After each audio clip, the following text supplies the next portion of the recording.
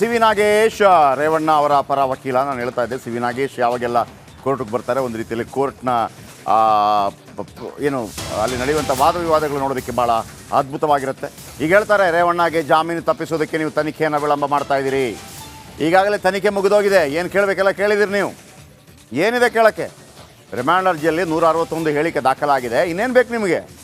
ಇನ್ನೂ ದಾಖಲು ಅಗತ್ಯವಿದೆ ಅಂದರೆ ಇನ್ನೇನು ಬೇಕು ನಿಮಗೆ ಹೇಳಿ ಅಂತ ಓಪನ್ ಆಗಿ ಸಿ ವಿ ನಾಗೇಶ್ ಕೇಳ್ತಾ ಇದ್ದಾರೆ. ಸಂತ್ರಸ್ತ ಇದ್ದ ಜಾಗದಲ್ಲಿ ಮಹಜರು ಬಾಕಿ ಇದೆ ಅಷ್ಟೇ ಅಲ್ವಾ?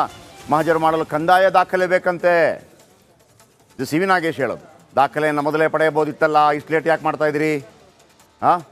ರೇವಣ್ಣ ಪರ ವಕೀಲ ನಾಗೇಶ್, ಸಿ ವಿ ನಾಗೇಶ್ ಪ್ರಬಲವಾಗಿ ವಾದ ಮಂಡಿಸ್ತಾ ಇದ್ದಾರೆ. ರೇವಣ್ಣಗೆ ಜಾಮೀನು ತಪ್ಪಿಸಲು ಈ ತನಿಖೆಯನ್ನು ವಿಳಂಬ ಮಾಡ್ತಾ ಇದ್ದೀರಿ ಅಂದರೆ ಒಂದು ರೀತಿಯಲ್ಲಿ ಇದು ರಾಜಕೀಯ ಪ್ರೇರಿತ, ಎಲ್ಲ ಕ್ಲಿಯರ್ ಇದೆ, ಆದರೂ ಕೂಡ ಇವರನ್ನು ಹಾಕಿಸ್ಬೇಕು ಅಂತೇಳಿ ಮಾಡ್ತಾ ಇದ್ದೀರಿ ಅಂತೇಳಿ ವಾದ ಮಂಡಿಸ್ತಾ ಇದ್ದಾರೆ. ಅದಕ್ಕೆ ಅನುಗುಣವಾದಂಥ ದಾಖಲೆಗಳನ್ನು ಅವರು ನ್ಯಾಯಪೀಠದ ಮುಂದೆ ಹೇಳ್ತಾ ಹೋಗ್ತಾ ಇದ್ದಾರೆ.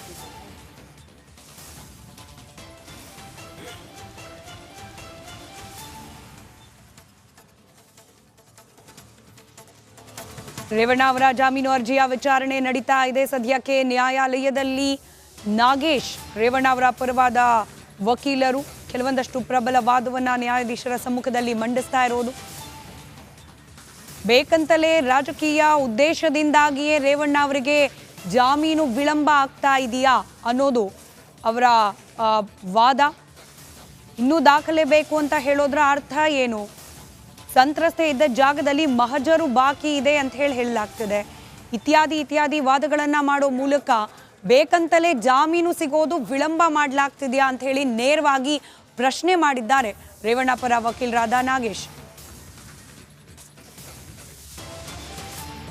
ಮುಂದಿನ ಭಾಗದಲ್ಲಿ ನಿರೀಕ್ಷಿಸಿ. ರೇವಣ್ಣ ಅವರಿಗೆ ಇನ್ನು ಕೆಲವೇ ಕ್ಷಣಗಳಲ್ಲಿ ಗೊತ್ತಾಗುತ್ತೆ ಮನೆಗಾ ಜೈಲ್ಗಾ. ಸಿ ವಿ ನಾಗೇಶ್ ಪ್ರಬಲ ವಾದ ಮಂಡಿಸ್ತಾ ಇದ್ದಾರೆ. ಇಂಚಿಂಚು ಮಾಹಿತಿ ಕೊಡ್ತೀವಿ ಬ್ರೇಕ್ ಆದ ನಂತರ.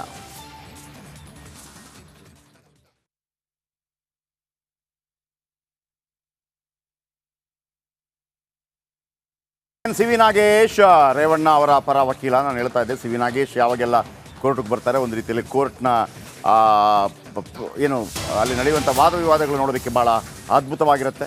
ಈಗ ಹೇಳ್ತಾರೆ, ರೇವಣ್ಣಗೆ ಜಾಮೀನು ತಪ್ಪಿಸೋದಕ್ಕೆ ನೀವು ತನಿಖೆಯನ್ನು ವಿಳಂಬ ಮಾಡ್ತಾ ಇದ್ದೀರಿ. ಈಗಾಗಲೇ ತನಿಖೆ ಮುಗಿದೋಗಿದೆ, ಏನು ಕೇಳಬೇಕೆಲ್ಲ ಕೇಳಿದಿರಿ ನೀವು. ಏನಿದೆ ಕೇಳೋಕ್ಕೆ? ರಿಮಾಂಡ್ ಅರ್ಜಿಯಲ್ಲಿ 161 ಹೇಳಿಕೆ ದಾಖಲಾಗಿದೆ. ಇನ್ನೇನು ಬೇಕು ನಿಮಗೆ? ಇನ್ನೂ ದಾಖಲು ಅಗತ್ಯವಿದೆ ಅಂದರೆ ಇನ್ನೇನು ಬೇಕು ನಿಮಗೆ ಹೇಳಿ ಅಂತ ಓಪನ್ ಆಗಿ ಸಿ ವಿ ನಾಗೇಶ್ ಕೇಳ್ತಾ ಇದ್ದಾರೆ. ಸಂತ್ರಸ್ತ ಇದ್ದ ಜಾಗದಲ್ಲಿ ಮಹಜರು ಬಾಕಿ ಇದೆ ಅಷ್ಟೇ ಅಲ್ವಾ? ಮಹಜರು ಮಾಡಲು ಕಂದಾಯ ದಾಖಲೆ ಬೇಕಂತೆ. ಇದು ಸಿ ವಿ ನಾಗೇಶ್ ಹೇಳೋದು. ದಾಖಲೆಯನ್ನು ಮೊದಲೇ ಪಡೆಯಬಹುದಿತ್ತಲ್ಲ, ಇಷ್ಟು ಲೇಟ್ ಯಾಕೆ ಮಾಡ್ತಾ ಇದ್ದೀರಿ?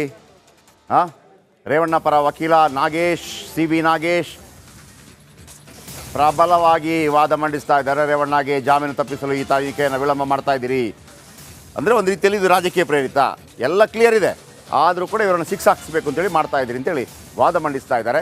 ಅದಕ್ಕೆ ಅನುಗುಣವಾದಂಥ ದಾಖಲೆಗಳನ್ನು ಅವರು ನ್ಯಾಯಪೀಠದ ಮುಂದೆ ಹೇಳ್ತಾ ಹೋಗ್ತಾ ಇದ್ದಾರೆ.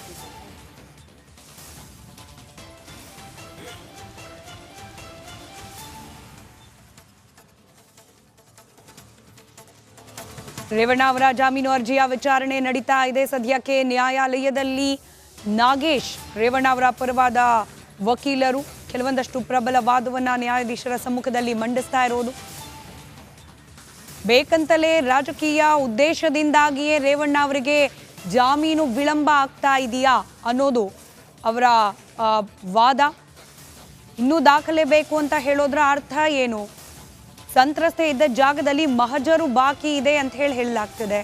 ಇತ್ಯಾದಿ ವಾದಗಳನ್ನು ಮಾಡೋ ಮೂಲಕ ಬೇಕಂತಲೇ ಜಾಮೀನು ಸಿಗೋದು ವಿಳಂಬ ಮಾಡಲಾಗ್ತಿದೆಯಾ ಅಂತ ಹೇಳಿ ನೇರವಾಗಿ ಪ್ರಶ್ನೆ ಮಾಡಿದ್ದಾರೆ ರೇವಣ್ಣ ಪರ ವಕೀಲರಾದ ನಾಗೇಶ್.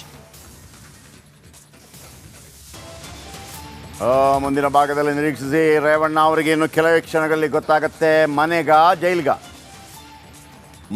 ಜೈಲ್ಗಾ. ಸಿ ವಿ ನಾಗೇಶ್ ಪ್ರಬಲ ವಾದ ಮಂಡಿಸ್ತಾ ಇದ್ದಾರೆ. ಇಂಚಿಂಚು ಮಾಹಿತಿ ಕೊಡ್ತೀವಿ ಬ್ರೇಕ್ ಆದ ನಂತರ.